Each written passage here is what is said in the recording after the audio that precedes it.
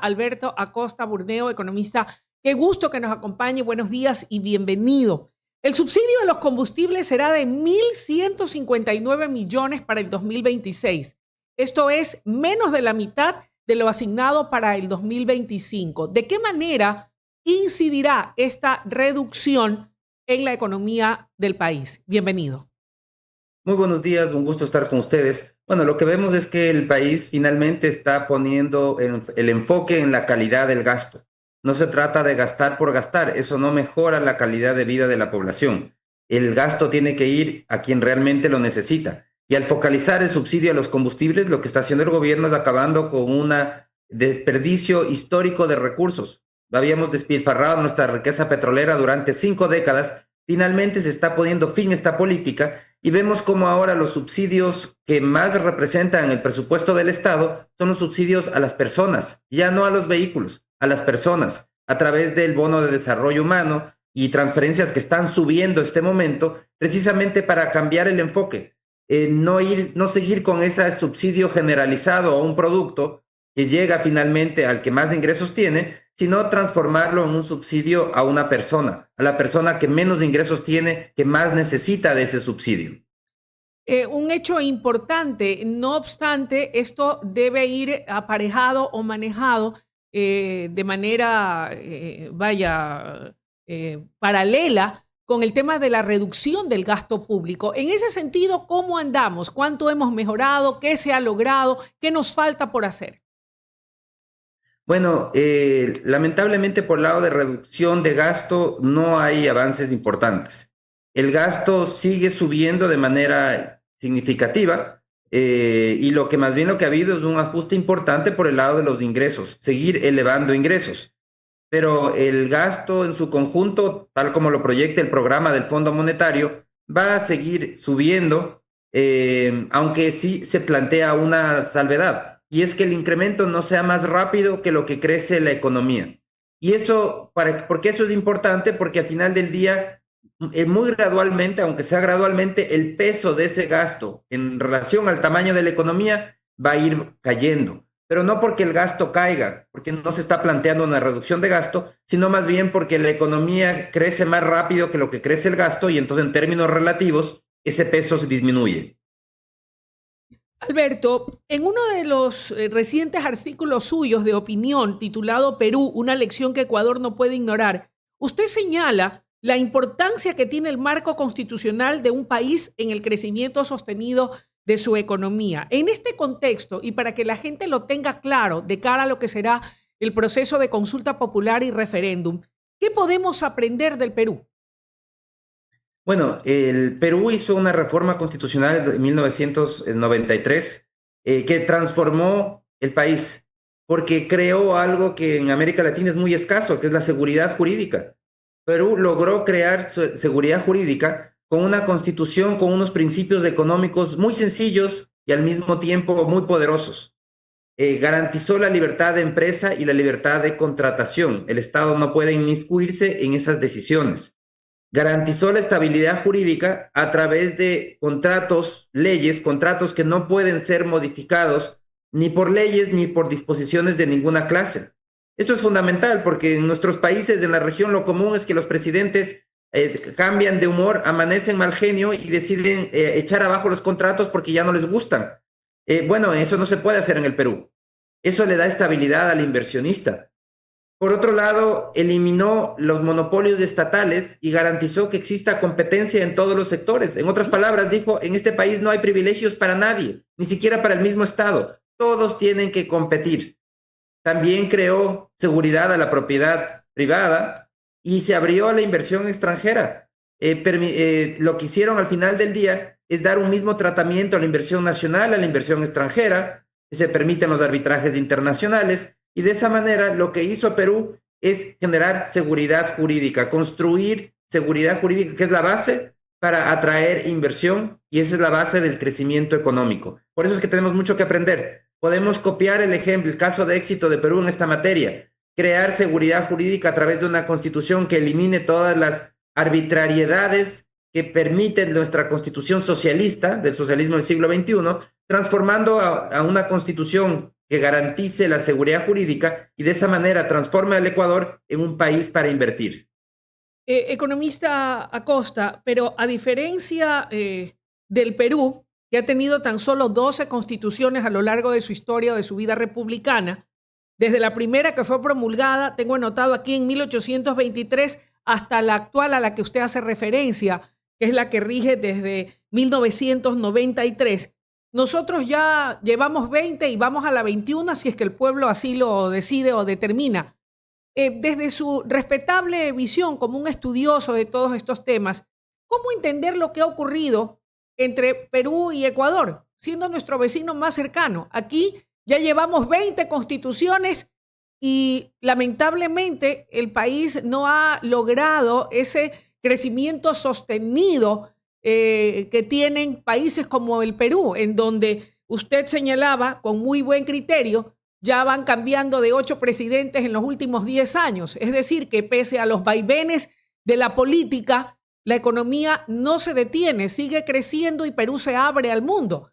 Cosa muy distinta y diferente, que no lo decimos nosotros, así lo dicen las estadísticas, que no permiten que nadie se pierda. Acá, en cambio, la inversión llega a cuentagotas. ¿Por qué? Y hemos cambiado de tantas constituciones. ¿Qué es lo que ha pasado aquí? ¿Dónde ha estado nuestro problema? ¿Y qué nos garantiza que ir hacia una nueva constitución, la número 21, allí sí vamos a lograr lo que tiene el Perú, que es nuestro vecino más cercano del sur? Bueno, hay que estar muy claros, con la constitución actual no vamos a ninguna parte. Es una constitución construida bajo el ideal del socialismo del siglo XXI, y este ideal es todo es estatal. Y como excepción se tolera a la inversión privada. Ese es el ideal de la Constitución, así está inspirada. Y eso está plasmado en sus artículos cuando dice que la cuarta parte de la economía al final del día es un monopolio estatal, en donde la regla es el monopolio. La excepción que hay que justificarla es la propiedad privada, la inversión privada. En un esquema de ese tipo que ya fue abandonado incluso por los comunistas chinos hace muchas décadas, cuando Deng Xiaoping apostó por el pragmatismo y por la apertura a la inversión privada, creando zonas especiales de inversión con reglas muy amigables con la inversión, y de esa manera logró atraer inversión de manera masiva. En Ecuador, en cambio, seguimos con una constitución que dice, no, el mundo ideal es todo estatal y solamente la excepcionalidad es la inversión privada. Entonces, estemos muy claros, el mantenernos con la constitución actual garantiza el subdesarrollo. Eso tenemos que estar absolutamente claros. Sí, tener una nueva constitución es un experimento que no sabemos el éxito que va a tener. Ojalá que sí tenga éxito. Pero el peor de los escenarios es quedarnos atados con una constitución en donde no hay nada de incertidumbre, donde la seguridad, la certeza que tenemos es que va a haber subdesarrollo. Entonces sí, tenemos que cambiar, tenemos que probar una nueva constitución y esperemos que esta sí sea la vencida, y tenemos que aprender de los errores del pasado también. Parte de los errores de las constituciones del Ecuador ha sido que realmente no han sido constituciones, sino planes de gobierno. Y esa es la constitución de 2008. Es un plan del gobierno del socialismo del siglo XXI. Pero cuando se acaba ese gobierno y viene otro gobierno de otra tendencia, pues la constitución no sirve, porque es una camisa de fuerza para cualquier gobierno que no sea de esa tendencia. Y eso es lo que se debe sacar de enseñanza de este proceso. La nueva constitución que hagamos tiene que ser una constitución, primero, tan pequeña como sea posible. No los 444 artículos del plan de gobierno del socialismo del siglo XXI. No, lo más pequeña. No debe pasar de 100 artículos, incluso menos. Segundo, lo que tiene que fijar son esos criterios básicos, esos principios fundamentales sobre los que podemos acordar como sociedad. Principios fundamentales. No tiene que meterse al detalle, no tiene que venir a decir si es que sí semillas transgénicas o no transgénicas. Eso no puede estar a nivel constitucional. Necesitamos principios básicos fundamentales. Como por ejemplo, como les decía, en materia económica, libertad de empresa y contratación, estabilidad jurídica, respeto a la propiedad privada. Son principios básicos fundamentales. No a los monopolios. Porque la Constitución tiene que servir para todos los gobiernos, de izquierda y de derecha. Y para que dure y para que sobreviva, tiene que ser lo suficientemente compacta y lo suficientemente poco alineada a una tendencia específica para que sirva y que no sea una camisa de fuerza para ninguno de los gobiernos que puedan venir en el futuro.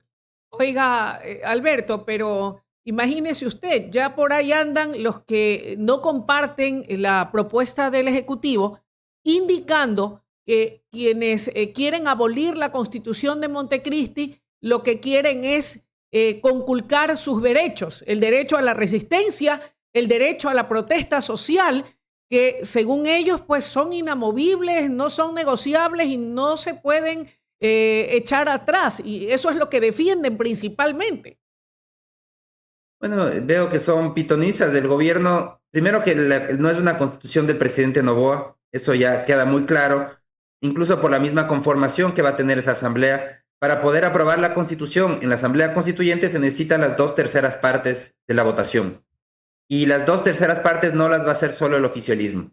Entonces, no es la constitución de Noboa, tampoco tiene una constitución hecha, y eso ha quedado claro por las mismas declaraciones del presidente Noboa. Entonces, esto es, a diferencia del socialismo del siglo XXI que vino bajo la manga con su propia constitución, ahora aquí tenemos se va a tener que discutir en la asamblea. Entonces, quienes ya dicen es que quieren quitar esto y quieren quitar esto otro, están inventándose cosas que no existen en la realidad porque no han leído esa constitución, no existe esa constitución. La nueva constitución la vamos a tener que discutir en la asamblea constituyente, vamos a tener que elaborarla ese momento, y entonces se verá qué cosas son las que se quedan y cosas son las que se van. Pero creo que no tiene ningún sentido todos estos miedos que tratan de imponer a la gente, que les van a quitar sus derechos y ridiculeces de ese tipo, cuando esos temas, estoy muy seguro que son temas, son precisamente los temas que no se van a topar, por ejemplo, de hecho de salud, de educación, etcétera. Esos son los temas que no se van a topar, se van a profundizar probablemente. Lo que se debería mejorar en esta nueva constitución viene por el lado económico. Todo el tema económico que es tan flojo en la Constitución de Montecristi, porque lo que hace es una constitución que repele la inversión, repele el crecimiento económico, hay que fortalecerlo. Pero eso no implica y no requiere para nada eliminar o debilitar los derechos por el lado social. Entonces, yo creo que mal hacen anticipándose y van a quedar además muy mal parados cuando ya tengamos la Asamblea Constituyente y se den cuenta que todo lo que decían y todos sus miedos al final del día estaban infundados. Ahora, Alberto, el presidente hablaba de una constitución de al menos 180 artículos, no los 440 y pico que tiene la actual. Usted habla de que sería ideal una que no pase de 100 artículos, pero por ahí debería ir el rango, es decir, 100 sería lo ideal. Exactamente, mientras más concisa, mejor. Porque como digo, la Constitución lo que tiene que establecer son los principios básicos de convivencia social. Principios básicos. No puede entrar al detalle en ninguno de los temas. Para los detalles están las leyes, están las normativas. Pero el principio poderoso y básico, ese es el que tiene que estar. Como le decía, hablamos de algunos principios económicos básicos. Esos tienen que estar, esos principios económicos básicos. ¿Cómo se los desarrolla? Eso queda para discusión posterior. Pero estando el principio que podemos acordar entre todos, es mucho más sencillo el día de mañana que se hagan esas leyes y que al final del día esta constitución termine siendo lo suficientemente flexible para que funcione para todo tipo de gobierno. Ok. Porque los gobiernos, es natural, en una democracia hay gobiernos de izquierda, de derecha, y se suceden unos tras otros. Eso es lo normal. Así sucede en todas partes del mundo. Entonces, mal hacemos teniendo una constitución que es camisa de fuerza, que lo único que garantiza es que si ponemos nuevamente un plan de gobierno como hizo el socialismo del siglo XXI, lo único que garantiza es que va a tener una vida muy corta. Y eso es lo que no queremos. Necesitamos una constitución que pueda servir para muchísimas décadas en adelante. Evidentemente, las constituciones tienen que ser modernizadas porque los tiempos cambian, pero que pueda sobrevivir por décadas o incluso siglos, pero para eso va a tener que ser una constitución de principios básicos. Ahora, Alberto, la propuesta del presidente Daniel Noboa de transferir la prestación médica del IES al Ministerio de Salud Pública ha abierto un debate importante. Para algunos, la idea nos acercaría al concepto de salud universal.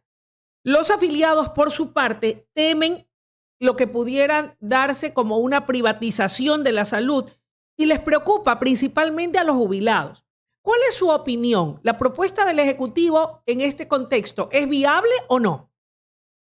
Mire, yo creo que es viable, es una buena propuesta. Quienes hablan de privatización, cualquier cambio lo llaman privatización. Es la gente que defiende el mal servicio actual. Quieren que nada cambie, como que todo estuviera muy bien. Porque todo es privatizar. Si quieren cambiar, privatiza. No, están equivocados totalmente. Lo que se está diciendo es ir hacia un esquema mucho más solidario, en donde haya una salud universal, salud para todos. El esquema que existe en algunos países en el mundo.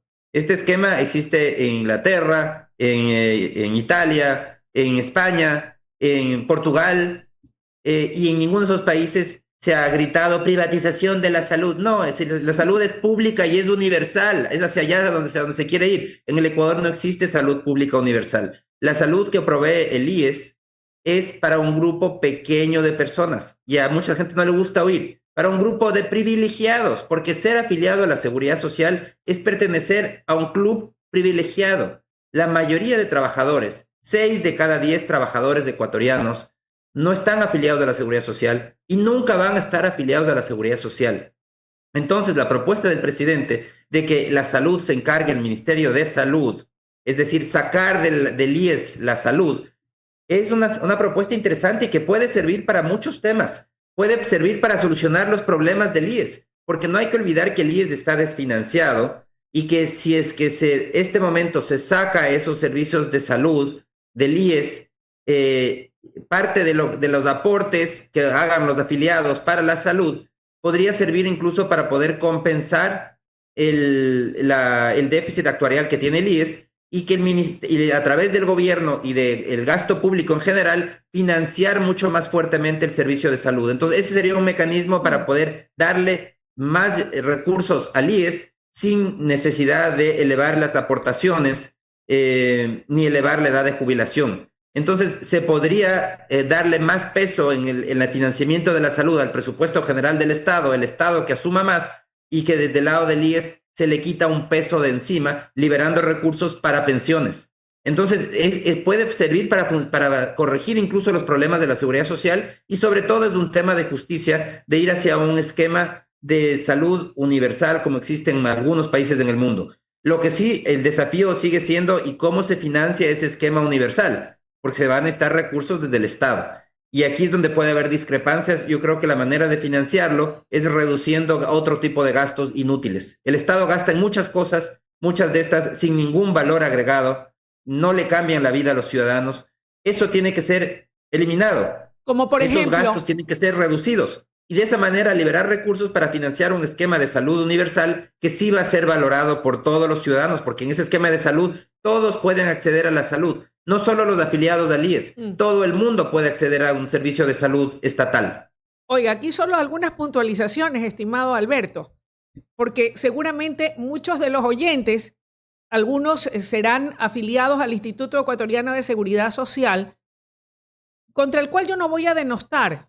En lo personal, trabajé en calidad de relación de dependencia durante 38 años y sería injusto negar todas las veces que pude obtener el servicio y las prestaciones del Instituto Ecuatoriano de Seguridad Social, que se han ido menoscabando con el pasar del tiempo, porque de la noche a la mañana ya no solamente que se beneficiaba el que aportaba, sino que hasta las mascotas, ya, si no han ido ellas a hacerse atender al seguro luego de las reformas que se hicieron en el gobierno del correísmo, es de puro milagro. Pero más allá de eso, muchos de los que nos estarán escuchando, y usted lo sabe muy bien, valga aclarar, sé que tal vez lo dijo a manera de ejemplificar un poco lo que ocurre, porque también no es menos cierto que aquellos que no están afiliados al IE, esos pueden estarla pasando mucho peor en los hospitales de la red de salud pública, en donde no desmerezco y no desconozco los esfuerzos que se hacen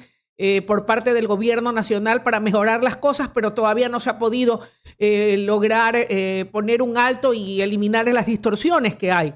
Pero estar afiliado a ese club de los afiliados al Instituto Ecuatoriano de Seguridad Social, pobrecitos, muchas veces no encuentran cita, no hay agenda, no tienen tampoco todas las medicinas, tienen que irlas a comprar afuera.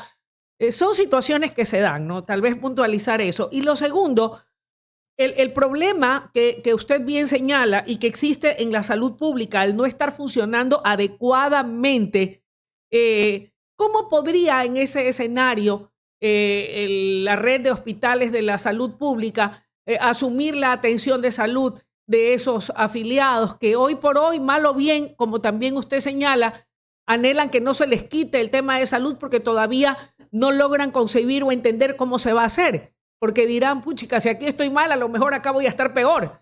Entonces, tal vez esa sea una de sus preocupaciones. Pero usted señala que el Estado debiera más bien, por un lado, dejar el dispendio en cosas que no son necesarias y más bien apuntalar a fortalecer el sistema de salud pública para lograr la ansiada salud universal. ¿Qué gastos son ese dispendio errático, errado, que no debiera ser y que debiera más bien destinarse al fortalecimiento de la salud? ¿Cuáles son esos gastos que deberían destinarse a fortalecer la salud pública? Mire, primero yo creo que hay que estar claros, necesitamos ir hacia un esquema en donde la salud no sea un privilegio de pocos, sino que sea un derecho de todos. Ir hacia el esquema de salud universal, yo creo que esa es la vía. Y una de las rutas es unificar todos los esfuerzos estatales hacia un esquema de salud universal provisto por el Ministerio de Salud y que trabajar en la calidad de ese servicio. Hacia allá tenemos que ir. Muchos países del mundo lo tienen, ha funcionado, nosotros no tenemos por qué no poder hacerlo. Sí podemos hacerlo y eso permitirá también beneficiarle al mismo IES que se enfocará en el tema de pensiones de manera central además permitirá quitarle parte de este peso de salud, le podemos quitar financieramente el peso de salud y de esa manera darle los recursos que requiere sin que implique un esfuerzo adicional en aportaciones o extender edades de jubilación. Se lo puede hacer. Por otro lado, en cuanto al gasto, el Estado tiene una cantidad de instituciones inútiles gigantesca. Cada ley que aparece crea una nueva entidad. Entonces es hora de cortar toda esa maraña burocrática que existe en la actualidad. Voy a mencionar unas pocas, hacer una lista de más de 60. Por ejemplo, la Agencia de Regulación y Control Postal, Agencia de Regulación y Control de Bioseguridad, Consejo de Igualdad Intergeneracional, Consejo de Regulación y Desarrollo de la Información, Dirección Nacional de Áreas Protegidas, Empresa Coordinadora de Empresas Públicas, Empresa Pública de Parques Urbanos, Empresa Pública de Hábitat y Vivienda, Refinería del Pacífico, Gestión Inmobiliaria del Sector Público, Secretaría Técnica de Erradicación de la Pobreza, Secretaría Técnica de Límites Urbanos, Límites Internos, etcétera, etcétera. Tenemos una lista gigantesca de instituciones inútiles. El Estado gasta en todo, está metido en todos los negocios, en todas las profesiones está el Estado metido. Es hora de que el Estado se enfoque. Hay que decirle hasta aquí nomás. Usted ya deje de jugar a ser banquero, deje de jugar a ser petrolero, etcétera. Usted dedíquese a lo que queremos que se dedique, que es salud, educación y seguridad. Eso es lo que queremos que haga el Estado. Y de manera potente, de manera efectiva, todos sus esfuerzos, toda su preocupación, amanezca pensando en la salud y termine el día pensando en la salud, en la educación y en la seguridad. Haga bien esas cosas. Y la manera de hacer bien eso es dejando de hacer todo lo demás que quita recursos y esfuerzos del Estado en infinidad de áreas, porque para instituciones inútiles y gasto innecesario, nuestro Estado es experto. Ahora, Alberto, según la cifra reportada por el IES, hasta marzo del 2025, la deuda del Estado con el Instituto Ecuatoriano de Seguridad Social era de aproximadamente 24.233 millones de dólares. Otras estimaciones la sitúan en alrededor de 27.389 millones en mayo. ¿Cuál es el valor real y por qué ha crecido a esos niveles? ¿Se puede y se debe honrar o esta deuda es definitivamente impagable? ¿Qué opina usted? Bueno, yo creo que aquí hay que diferenciar algunas cosas. Un tema es las inversiones que hace el IES con los fondos previsionales, invierte en títulos del Estado.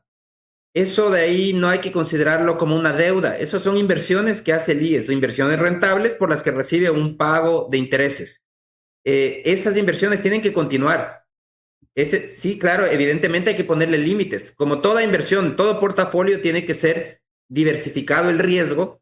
No puede tener una concentración demasiado alta en títulos del Estado porque el riesgo de ese portafolio se distorsiona. pero no puede no incluir títulos del Estado. Sería un portafolio muy desbalanceado, uno que no incluya títulos del Estado.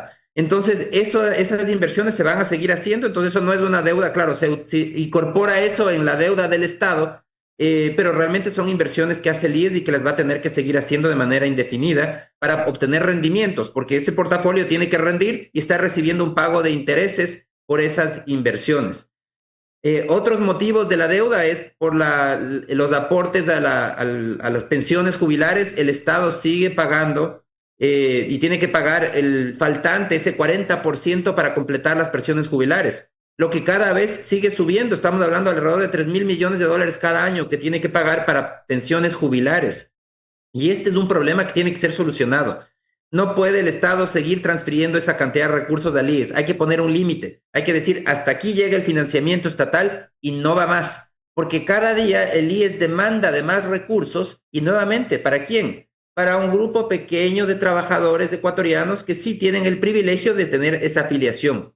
6 de cada 10 no va a tener pensión jubilar. Y sin embargo, el Estado cada vez tiene que mandar más plata para ese grupo de 4 de cada 10. Mientras que para los 6 de cada 10 no hay ningún beneficio y ya no quedan recursos tampoco para poder darles un beneficio. Por eso es que es tan urgente poner límites a esta demanda permanente de recursos del IES, una caja sin fondos que requiere cada vez recursos, más recursos, y que termina limitando la capacidad del Estado de invertir en otras áreas y en servicios que tienen que ir de manera universal a toda la población. Finalizo con su apreciación en torno a un tema que también está generando controversia. No hay algo claro al respecto, pero hay rumores a raíz de que probablemente se estuviese considerando la posibilidad de que se elimine el pago del 13º sueldo en el Ecuador. Nadie lo ha dicho de manera oficial, pero desde su respetable opinión, este pago del 13º sueldo debería abolirse, porque de darse o ser considerado así tendría un costo político importante. No creo que la gente esté a favor de que esto pudiera eliminarse. Mire, yo creo que esto de aquí es algún invento para hacer daños políticos. Ya como no saben cómo hacerle daño al gobierno, dicen, es que quiere privatizar. La carta del privatizar es muy buena, sirve para todo. No importa lo que se proponga, quiere privatizar. Está yendo en la línea contraria, está diciendo que la salud tiene que ser universal, el modelo más estatista que puede existir en el mundo.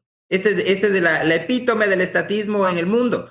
Y no, quieren privatizar, dicen en Ecuador. Es un absurdo. Y ahora decir que se quiere eliminar el 13º sueldo no hace ningún sentido. Eso sí que no le veo ni pies ni cabeza.